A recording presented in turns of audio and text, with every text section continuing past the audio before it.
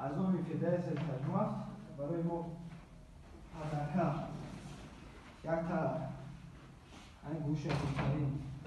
اعضای فدراسیون داریم ممارن باش قدرت اعضای فدراسیون